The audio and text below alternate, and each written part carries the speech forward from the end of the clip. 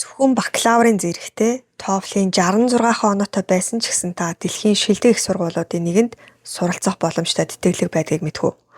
Энэ бол Hubert Humphrey Fellowship програм. Зөвхөн суралцах биш, амьдралаа өөрчлөх бодит боломж гэж би хэлнэ. Яг энэ мэйлийг бүтэн жил хүлээсний эцэст харах миний амьдралын хамгийн сайхан мөчүүдийн нэг байсан.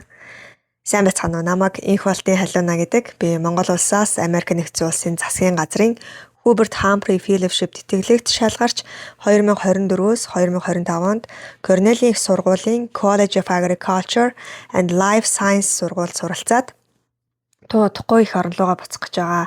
Өнөөдөр та бүхэндээ би зүгээр нэг тэтгэлийн мэдээлэл биш, үүний ард байгаа сэтгэл хөдлөм боломжуудыг бас хуваалцах гэсэн юм аа. Hubert Humphrey Fellowship гэж яг ямар програм бэ? За, энэхүү програм нь бол Fulbright солилцооны хөтөлбөрийн нэг хэсэг.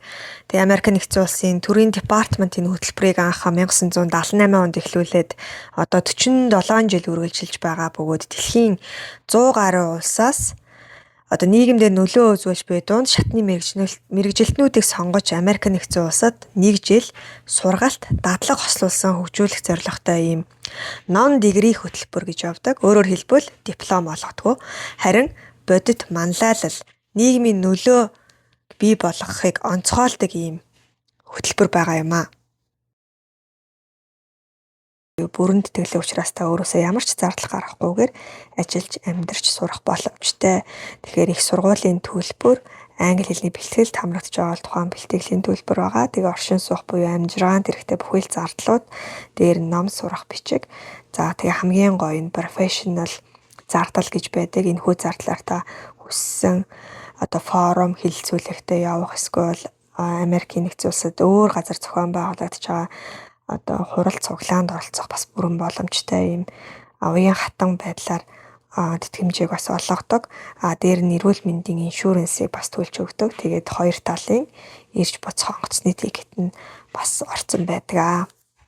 Бас нэг хамгийн гоё зүйл нь та гэр бүлээрээ визэнд орж байгаа бол таны гэр бүлийн визний хураамжийг хүртэл хөнгөлж өгдөг байгаа.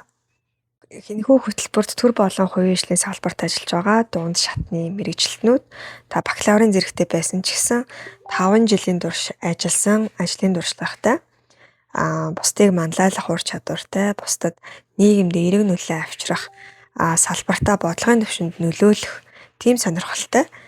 Дээр нь англи хэлний бичгийн болон ярианы чадвартай байхад л өргөдлөх боломжтой. Гэхдээ хэлний оноо тийм ч бас өндөр шаарддаггүйгээрээ бас онцлог.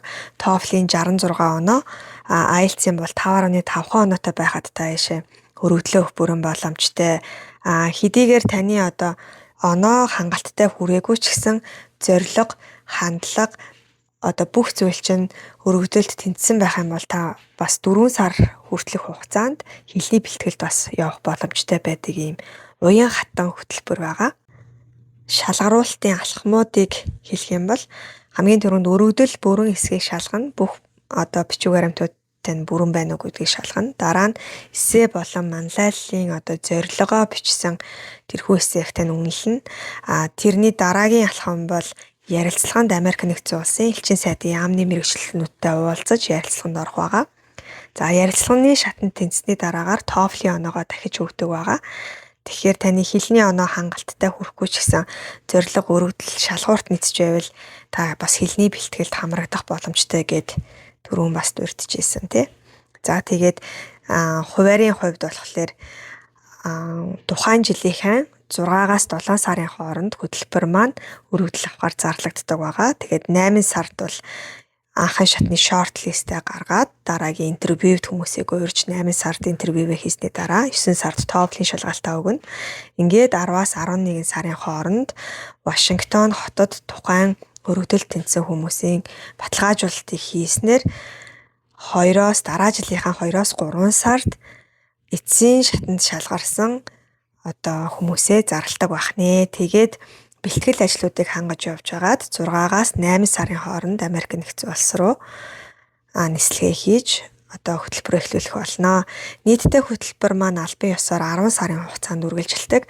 За тэгээд 1 сарын хугацаанд grace period буюу та 1 сарын хугацаанд Америк нэгдсэн улсад аялах тэр боломжийг бас олгодог. За тэгэхээр ингээд үзэх юм бол дараа жилийнхаа 6-аас 7 сард их орондоо эргэж ирж сурсан мэдсэн бүхний их орондоо одоо хэрэгжүүлэх тийм цаг хугацааны хуваарьтай явдаг байх нэ. Бас нэг айгүй онцлог сонирхолтой юм гэх юм бол та нэмэлт шалгууруудыг хангаснаар дахиад хөтөлбөрөө 6 сар хүртэл хугацаагаар сунгах боломжтой байдаг. Гэхдээ энэ үед бол таны стипенд болон бусад одоо зардлуудыг аль бие ёсны scholarship-ыг бол өгөхгүйгээр та өөрөө тэр болгоныг зохицуулах юм онцлогтой байдаг. За хэрвээ та бүхэн яаж энэ хүү хөтөлбөрт бэлдэх вэ? Шалгаруулалтын явцыг арай илүү дэлгэрэнгүй сонирхож байвал магадгүй би дахиад тусдаа нэг имжлэг хийж болох юм. Тэгэхээр та бүхэн бас саналаа комент хэсэгт үлдээгээрэй. Хүү хөтөлбөрт заавал өргөдлөө өгөөрэй. Ингээд анхаарал хандуулсан та бүхэндээ маш их баярлалаа. Тэгээд Монгол улсад суугаа Америк нэгдсэн улсын элчин сайдын яамны бүх хүмүүстээ бас талархсан баярлалаа илэрхийлж байна. Энэ боломжийг бас олон залуус олгож байдаг та бүхэндээ ажлын өндөр амжилтыг хүсье. Мөн subscribe хийгээрэй. Би дараагийнхаа бичлэгээр Ivy League буюу Корнель их сургуулийн талаар дэлгэрэнгүй мэдээлэл өгье гэж бодож байна. Тэгэхээр энэхүү сувагтаа мань хамт байж сурсан мэдсэн бүхнийг минь бас давхар хуваалцаж өөртөө хэрэгтэй мэдээллүүдийг бас аваасаа гэж хүсэж байна. Маш их баярлалаа.